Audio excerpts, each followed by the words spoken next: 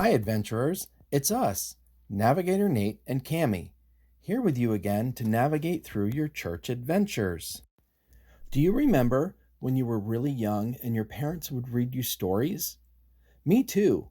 I loved that. I still love to read.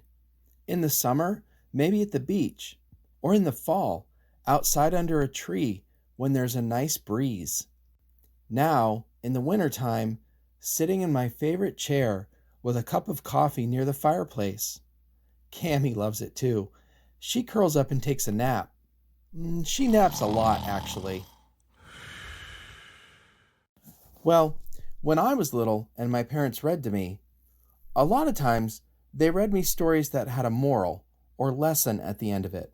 You know, like The Boy Who Cried Wolf.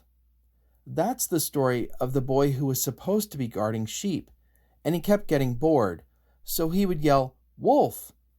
So the villagers would come running to help him, only to find that he had made it up.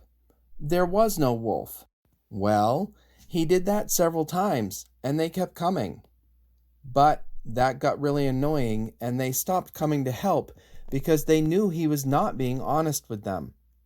Until finally, there really was a wolf. And you know what happened? He called for help and no one came. And the wolf got all of the sheep. So the moral or lesson that we learned from the story was that you shouldn't lie to people because they will stop believing when you tell them things. And when you really need them, they won't believe you. Now, I really like to read the Bible. Remember we talked about reading the Bible and spending quiet time with God being one of the important ways to grow your soul. Plus, there's always something to learn in the Bible. No matter how many times I read it, I always learn more and more. And what's really interesting is the Bible has stories just like the one I talked about before, The Boy Who Cried Wolf. In the Bible, those stories are called parables. A parable is a story that was used by Jesus to teach people a moral or religious lesson. Jesus used parables a lot, actually. Some are pretty straightforward and easy to understand. Others take more thought to see the meaning behind them. I think he did this purposely. Jesus wanted people to think about what he was saying because putting thought into following him meant they were committed, not just empty followers. He says, in fact, in Matthew chapter 13, verses 12 and 13, "To those who listen to my teaching, more understanding will be given, and they will have an abundance of knowledge. But for those who are not listening, even what little understanding they have will be taken away from them. That is why I use these parables, for they look, but they don't really see.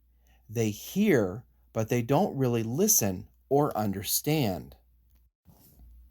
In Matthew chapter 13, in fact, Jesus uses 7 different parables to describe the kingdom of God.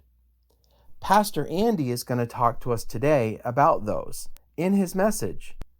Would you ever have thought to think of the kingdom of God as a man planting seeds? The weeds in a garden? How about a tiny mustard seed? Or yeast in bread dough? How about a hidden treasure? Well, actually, that one makes some sense, right? What about a pearl? Or a fisherman's net? Most are not images I immediately think of. How about you?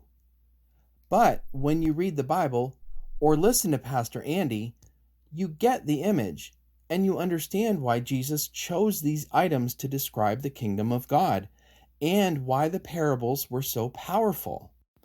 I'm excited to hear from Pastor Andy, and then I know I'm going to go back and read Matthew chapter 13 in the Bible again for myself and really think about the message Jesus is giving us, because that's what he intended.